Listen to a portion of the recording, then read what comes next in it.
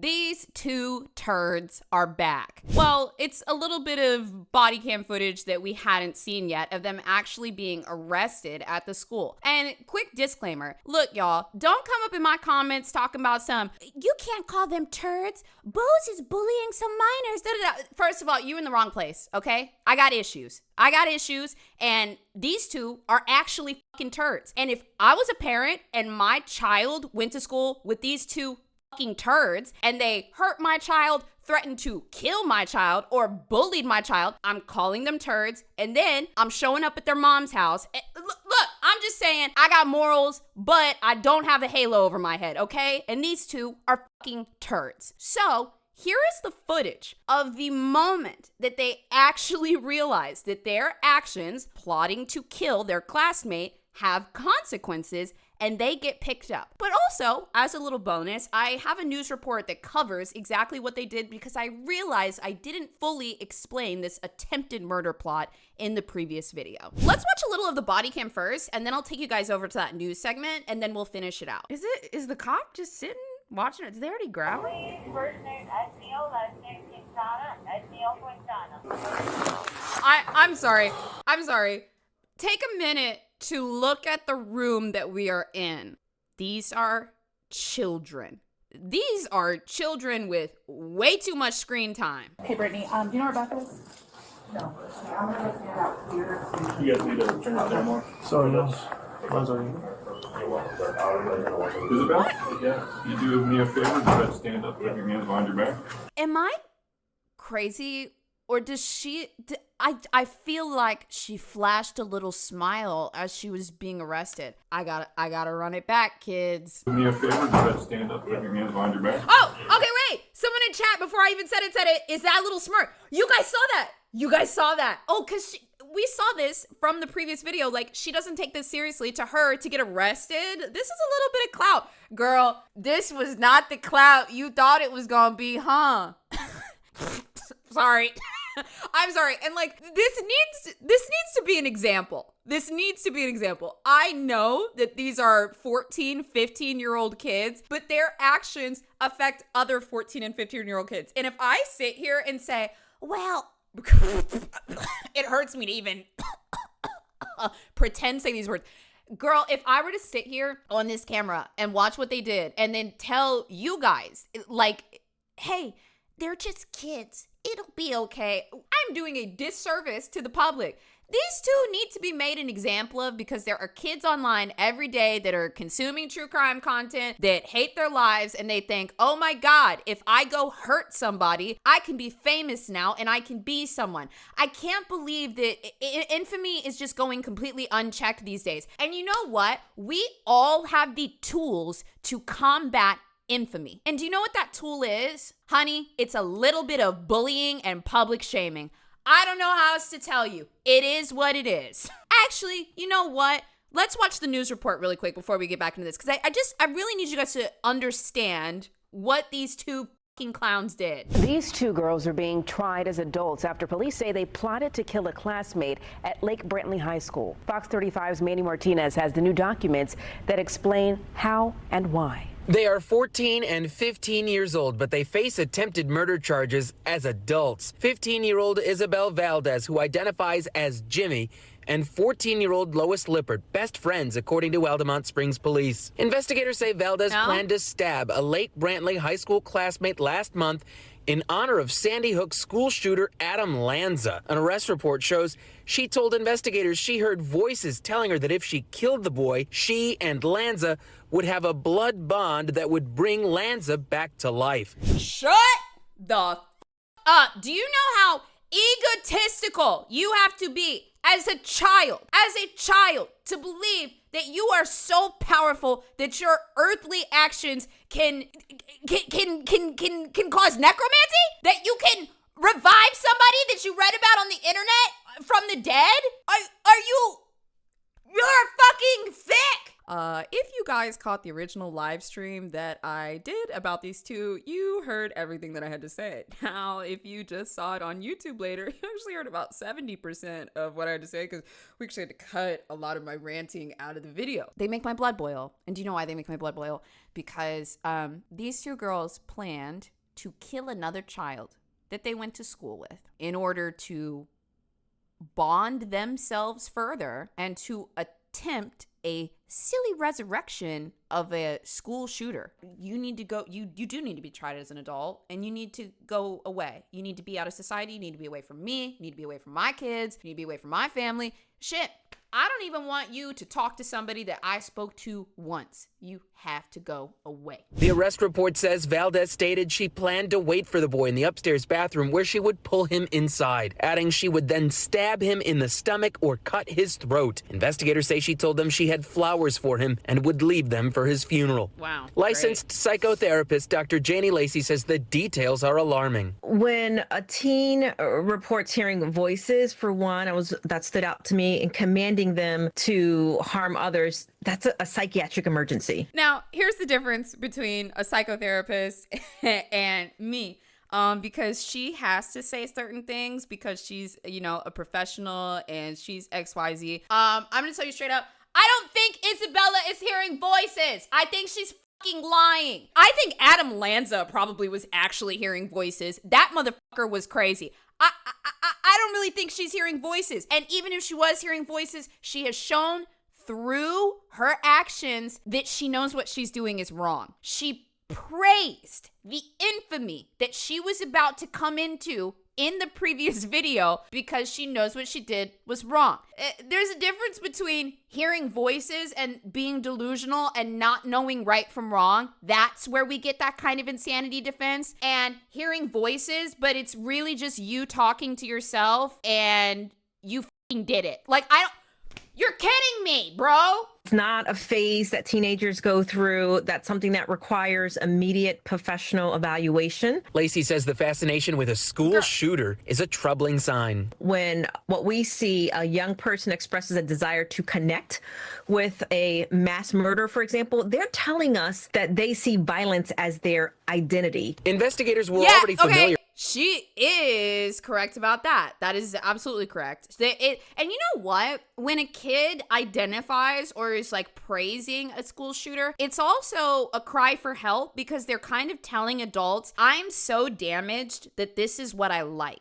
And a lot of times people gravitate towards dark things because they're trying to signal, I'm dangerous now because something hurt me. Investigators were already familiar with Valdez. They say she called in multiple bogus threats to the high school in the days and weeks before, and police confiscated her phone. Police say Lippert helped her friend get items, even helped sharpen the knife the morning of the scheduled attack. Police got to the pair before any attack ever happened. Helped her sharpen the knife. What a bonding activity. I want you to take a second to think about the child who was just showing up to school every day and did know these two girls. Think about the trauma that you would carry if at 14 years old you found out that somebody you knew had plotted to kill you violently. I don't know if a kid's ever really gonna recover from that stuff, man. It's up. It's just, I don't know what else to say. It's up. They acted on a tip they got the night before from another student. The hero of this story is whoever made that anonymous tip. I mean, they saved lives. Yeah. And we need our kids to know that speaking up isn't snitching.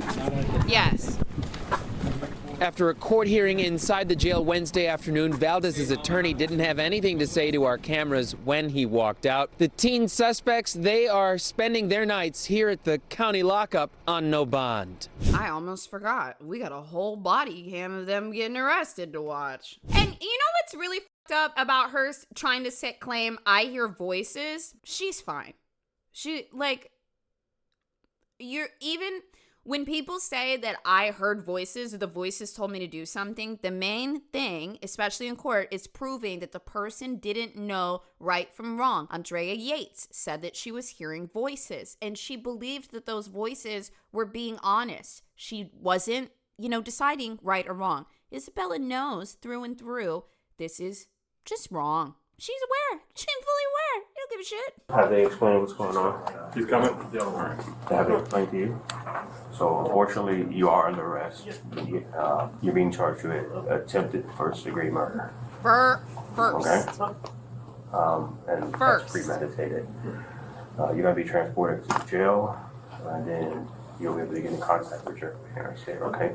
But we are going to call your parents to let them know what's going on. Okay? All right. Her stuff's evidence. Okay. We're gonna head out. Yeah, but we're just, All right, we're just waiting for look you got at the same time. You gonna do the same time? Are they different cars or same car? Same car. Okay. I'm just waiting for the other one will walk out and come Close the door. Get on the other side, close the door. Thank you. I assume you need me to come with you. What's that? You need me to come with you. I don't think so. We got the Danish for the second on. Yeah. Yo, I'm sorry. This right here. This is a crazy fit. That is a badge on! Badge on! For a search or not? Yes, please. Like, yes, Lady Sheriff. Okay, badge on! Someone said Florida. Oh, there's Lois! Wait, they already got her. Hold on, they had already got her. Oh, she's so excited to see For a her. search or not? Yes, Oh, please. she's so excited to see her body. We gotta kiss her? Teacher, we're good. Dude, you idiots! These two started to do, I can't believe I'm saying this. This really happened. These two started to do a Columbine fanfic role play in the backseat of the car, where in their minds, Eric Harris and Dylan Klebold were both gay lovers, and one of them would play Dylan, and one of them would play Eric Harris. And I'm telling you, in the court case, it's going to come out in their Discord logs, which I'm sure they're going through their phones as we speak. I mean, they probably have for weeks. That's going to be admitted into evidence, because ask yourself this. If you were an attorney, if you were a prosecutor, and you found Discord messages where the two were pretending to be school shooter gay lovers, would you not file to admit that into evidence? I would do it off of sheer principle. But yeah, that is going to be it's probably going to be in the discovery. It's probably going to come out publicly. But, you know, aside from the details of their weird little conversations, this role play was something that I guess they did to feel safe, or when they felt uncomfortable, or when something was going on, because they actually initiated it in front of your eyes in the previous video. And that's what they like to do. They like to pretend to be school shooters that were fucking each other. I have to hold that. I have to hold space for that. And I need you to hold space for that too.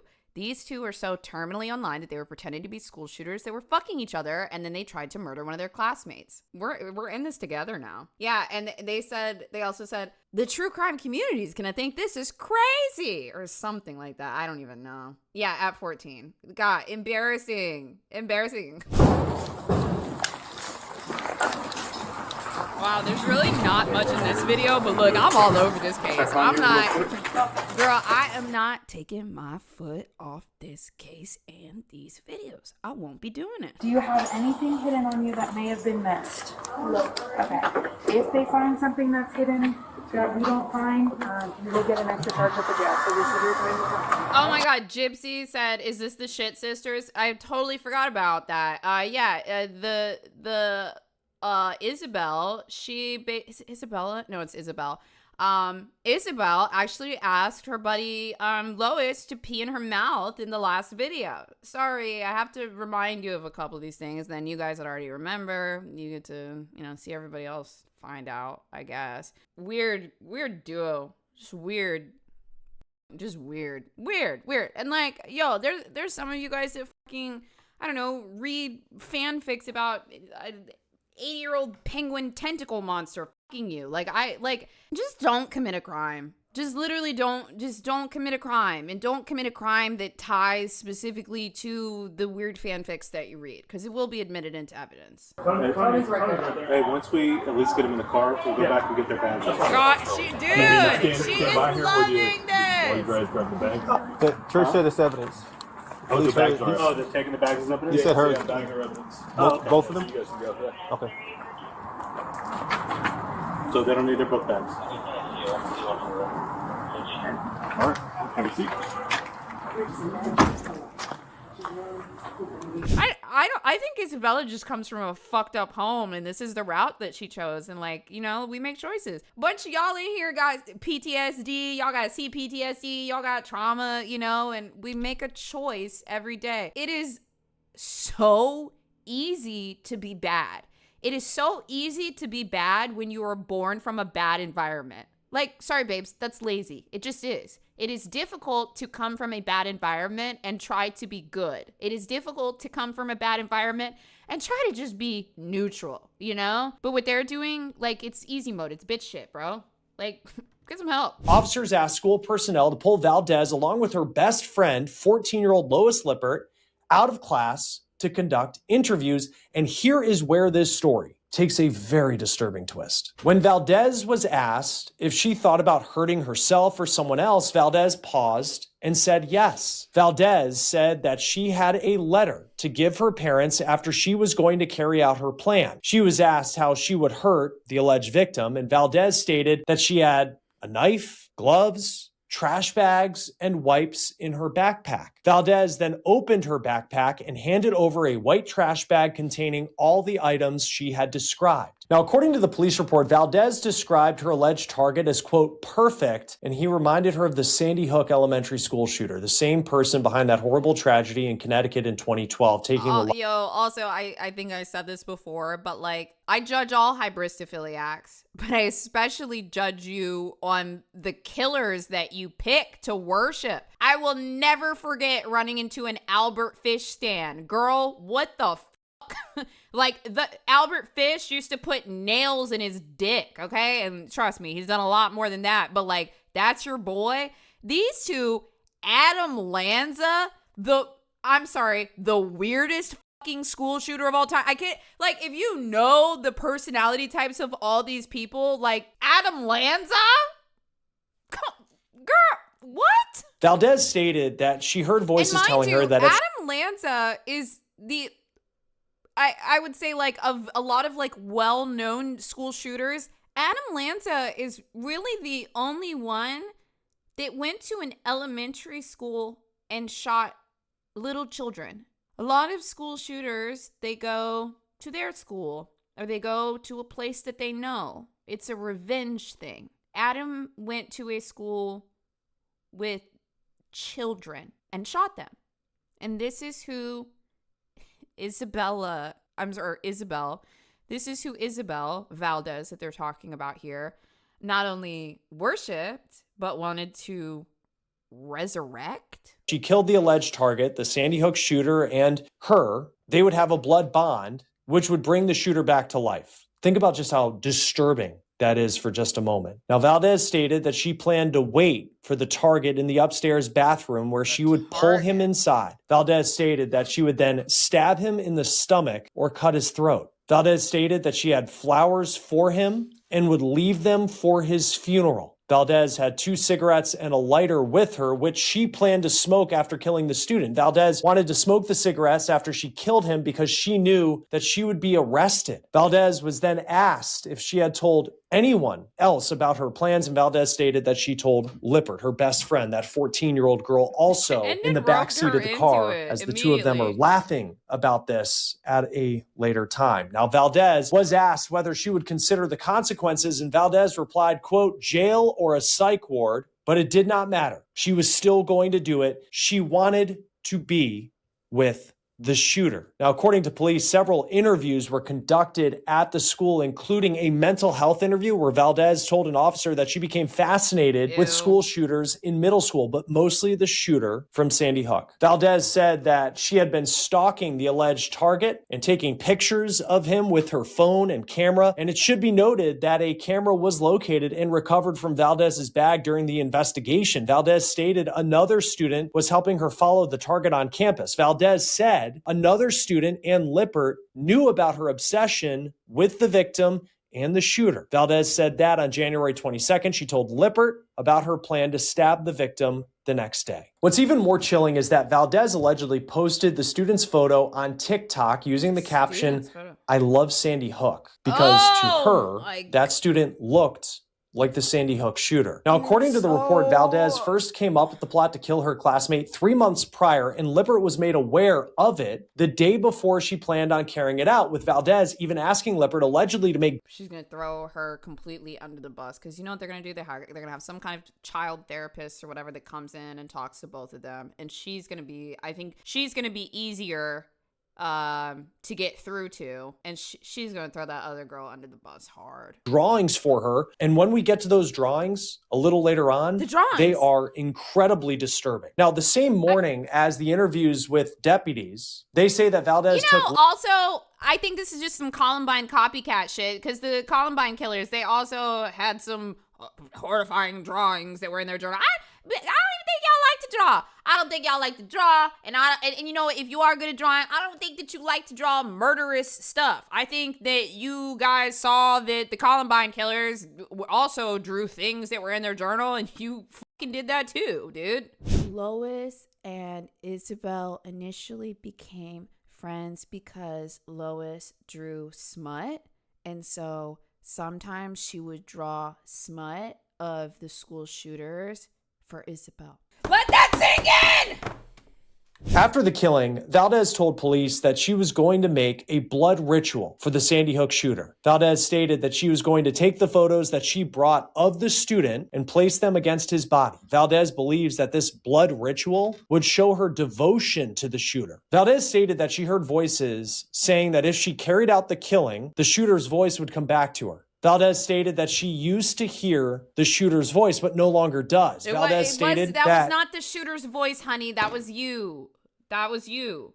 It was you in your head. She misses the shooter's voice quite a bit, and it was disappointing that she never got that connection again. Valdez believes that if she killed the student, the shooter would come back to her and she would not be alone. Police reportedly obtained a handful of notes and drawings related to the case from Valdez's backpack, and one of those was the note that Valdez allegedly wrote to her parents, and this is what it says, quote, "Dear Mama and Papa, I'm sorry for what I'm going to do. Hopefully you will find this paper. I want you guys to know none of this is your fault or anyone That's not true. That's not true. Else's in that matter, for myself and the Sandy Hook shooter. They told me that he would come back to speak to me if I did it for him. He wanted it. I think it's a fair and beautiful scene of devotion on my behalf. I love him. We're soulmates, just waiting to be reunited once more. I wanted you guys to know that you were the most perfect parents ever. I'm sorry I could not be a better child. I know there has been something wrong with me since I was a little kid. I just never showed it, and I'm sorry. I was never really shy. I just hated people, and I was aware of how disgusting everyone is. Being forced to talk was torture. I pretended to be a socialite to make you guys happy, because I loved seeing you guys happy. It was one of the... None of this is true. 15-year-olds do not understand the complexities of adults, their family life, things that are going on. Also, you don't become a violent person unless something negative is happening in your life. This whole thing, like, if she tries to say you're an act, and also, whoa, hold on, I'm just thinking about this now. This letter directly refutes what her attorneys are going to try to pitch, that she had this horrible life and her parents were neglectful or abusive or something. That's her best way out of this. And she literally writes in this letter, it was all me. It was not all you. You're a child. This brain didn't just spawn out of nowhere. Like, this is not true. Obi said she wants the fantasy that she was born bad and isn't a product of her environment. Yes, that is correct. That's probably also why she chose Adam Lanza, because she wants to believe that she's just bad. They're all born bad. All school shooters are born bad. Honey, baby, sweetie, all school shooters are kids that probably got publicly humiliated in some way and they want retribution on the general public. A mass shooting is usually sparked by retribution, and in children, that is usually caused by some type of public humiliation. If you look into this, the common thread of public humiliation as tied to school shootings is just, it's massive. It is in almost every single case, okay? She wants to believe that they're just bad and they're just evil. No, you guys are highly fucking traumatized and fucking stupid. Like, you're just extremely traumatized. You're not bad. You're broken. You're sad. Like, you're not, this isn't cool, man. Like, a lot of us have been through this shit and you just picked the wrong path. Because I loved seeing you guys happy. It was one of the only things that made me happy. Over the years, I've just lost control over myself and my emotions. Whenever I told someone I hated you guys, it was a pure lie. I'm sorry for over-hurting you, and I deserve what's coming for me, as I'm also disgusting, cruel, and useless. Now, the notes also included this entry from Valdez, which paints a disturbing picture of her alleged fantasies of the crime. And this is what it says, quote, "It was just like any other normal day. I swear nothing seemed off until I remembered him. Oh, how much I loved you. Today was finally the day. You're so worth it. Expletive. We were leaving second period. I grabbed him. I don't know what happened, but I just started talking. Oh, you're so beautiful. The cutest boy around. I loved him very dearly. I would ruin my life for him, and that is very much what I was doing. I was able to get my hands on some chloroform. It knocked him out cold. It was absolutely perfect. I was already in the bathroom with him. He hadn't had woken up yet, so I was just waiting. He was so small, so precious. I had been waiting for this for a long time. Slowly, he woke up. I saw those beautiful eyes I much adored. Finally up close. He was absolute perfection. Hi, sweetheart. I said it without thinking." This is a fanfic. She started off writing a letter, and then she just slowly started going into fanfic territory. "I pulled the knife out of my bag and held it up to his throat. I saw the fear. I saw his breath hitch. It gave me more adrenaline." The "I saw the fear" says, I saw my own power.